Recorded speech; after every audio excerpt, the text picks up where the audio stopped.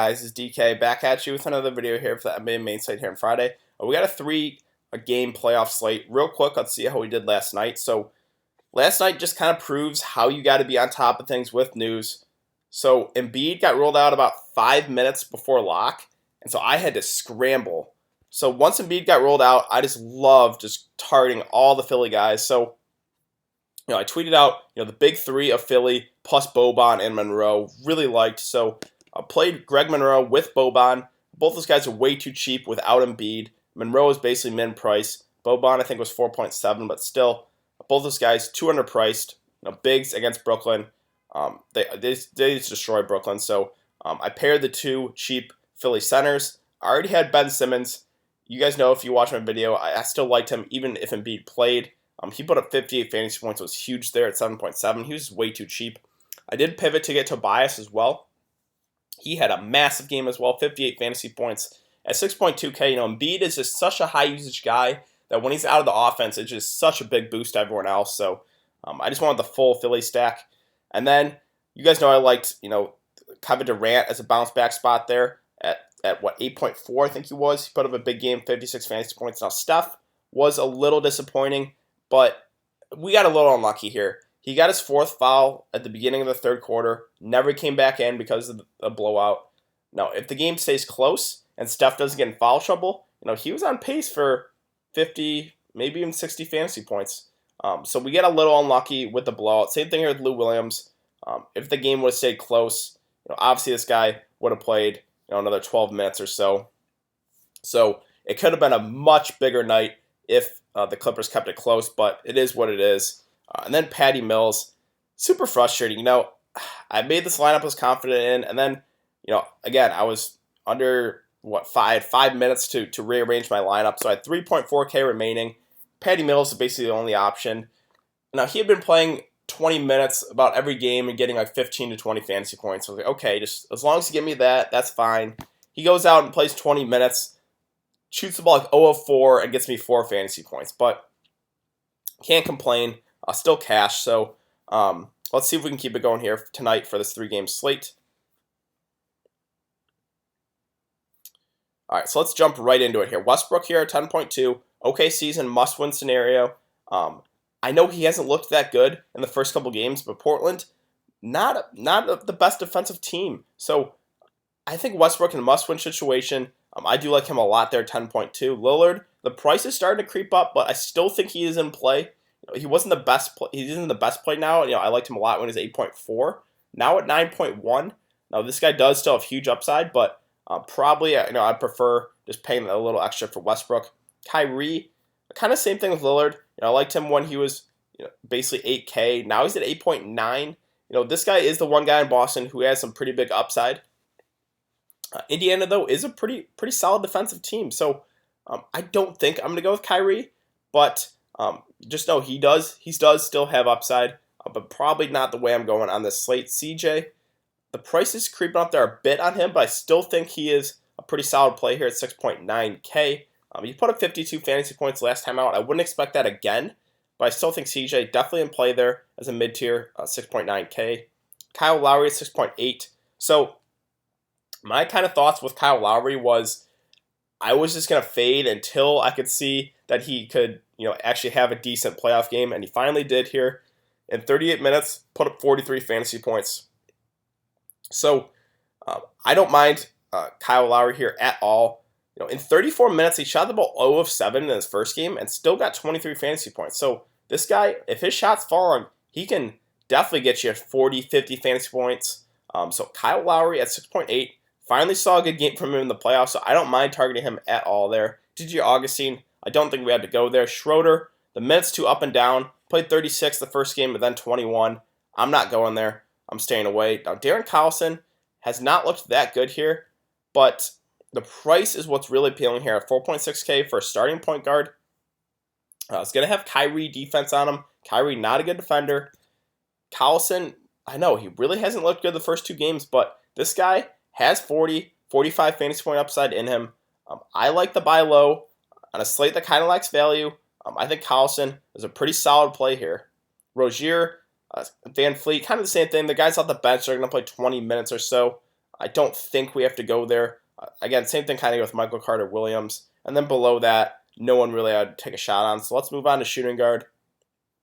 Bogdanovic, just too scoring dependent for me. I know he had that big game last time out against Boston, put up 46 fantasy points. He's a guy that if his shot's falling, he can definitely get you there. If his shot's not falling, he can definitely hurt you. You know, in the first game, he only put up 19 fantasy points, so just too inconsistent for me. Too scoring dependent, not a guy I ever target. But I understand if you want to go there in GPPs. If his shot's falling, he does have big upside. Fournier, another guy who really hasn't flashed the upside here. Again, Toronto, pretty solid defensive team. 5.4K. If you're going more towards a mid-tier lineup, I don't mind him, but I just think they're better plays. Terrence Ross, too scoring dependent. I think he had 15 real-life points in the first half and then didn't score at all in the second half. Another guy kind of like Bogdanovic, really scoring dependent. If his shot's falling, he has some pretty big upside, so I don't mind if you want to target him in GPPs. But again, just scoring dependent guys are never guys I target in daily fantasy.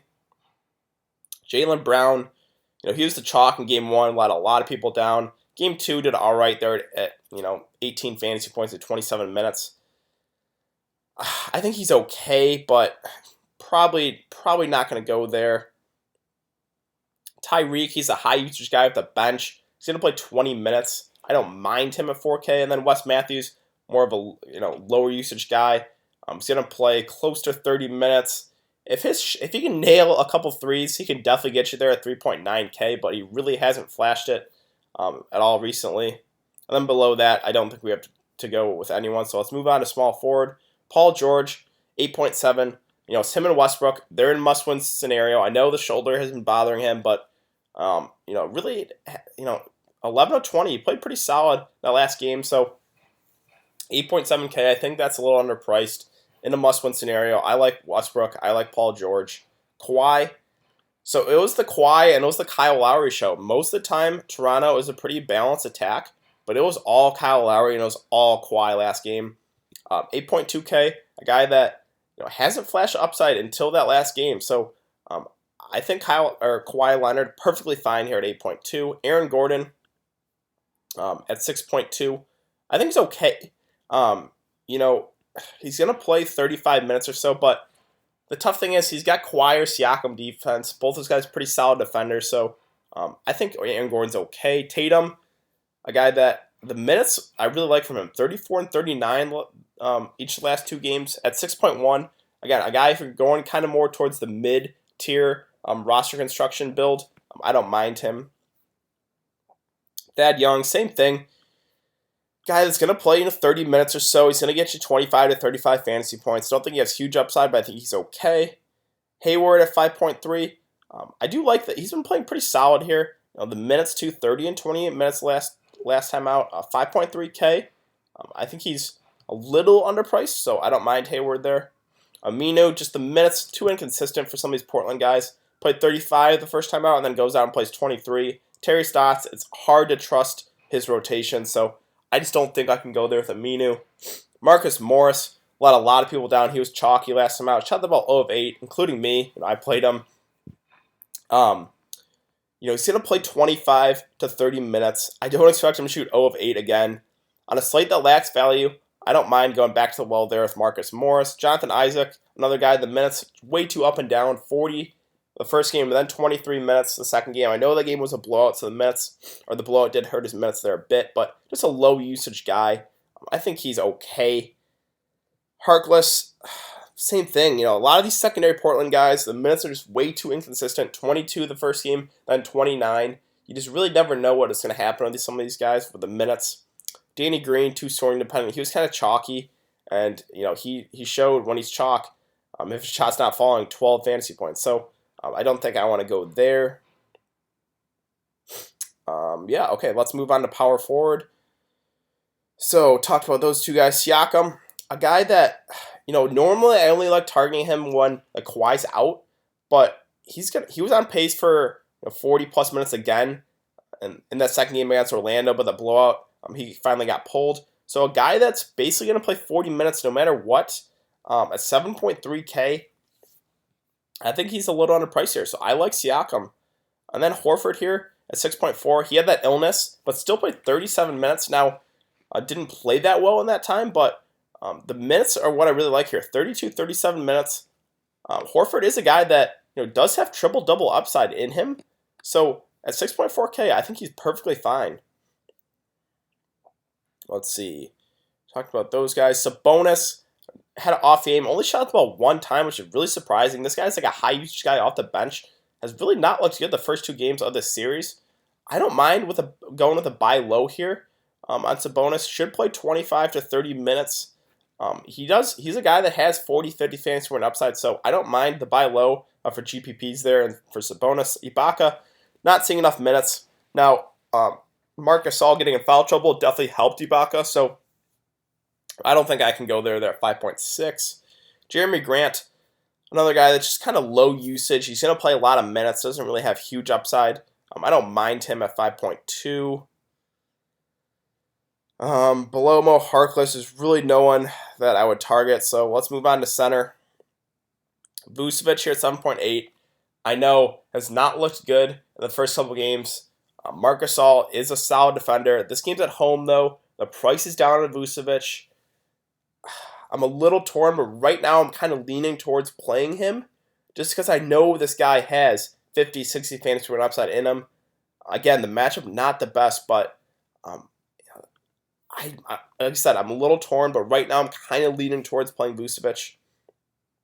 Now, ENES KANTER let a lot of people down, including me, the last time out. He got Terry Stotts. We've seen Terry Stotts do this in the regular season, where a lot of the secondary plays he'll just pull them and not return them.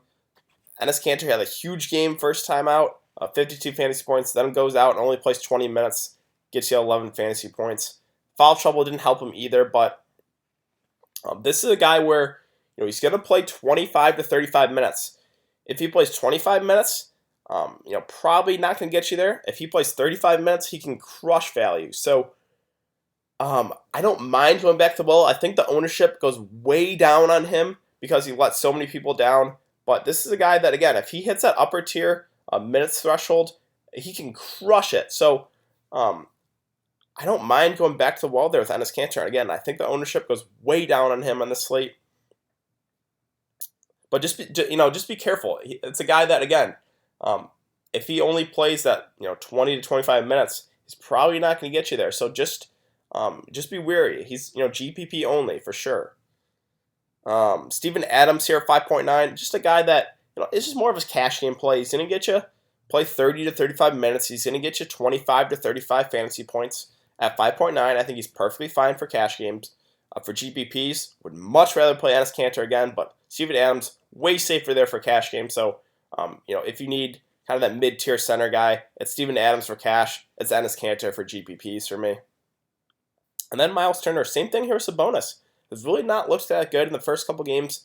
Again, Indiana, they're in a must-win situation here. So Myles Turner, we know this guy. He's going to get you a few blocks, a few steals. If he can get a shot going, if he can get some rebounds, this is a guy that he does have 40, 50 fantasy point upside in him. So I don't mind him at all there at 5.7. Marc Gasol got into some foul trouble, but still kind of got you there because of the steals. Now, he matched up way better against Vucevic, so I think he's going to play close to 30 minutes at 5.5K. I think it's perfectly fine there. Aaron Baynes, if you really need a cheap guy, he's going to play 15 to 25 minutes. At below 4K, there's really not a whole lot of value, so I don't mind Baynes there.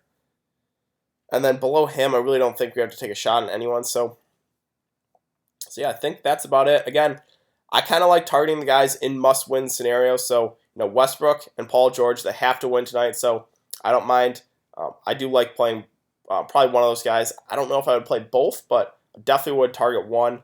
And then on the Indiana side, they have to win tonight. So it's a lot of those mid-tier guys. COLLISON, any of the two bigs, Myles Turner or Sabonis. Even Thad Young, I don't mind. So yeah, I think that's about it, guys. So I think that's gonna do it for today's video, guys. If you have been enjoying the content, please like this video, subscribe. If you have any questions, you can leave it in the comment section down below. It's also important to follow me on Twitter. that will be in the description below. I'll give my thoughts on where news comes out throughout the day. We're not really waiting on any injury news, but still important to follow me. If there's any late breaking injury news, I will give my thoughts on that. So, and yeah, I'll be back for another video on Saturday. So I will see you guys then.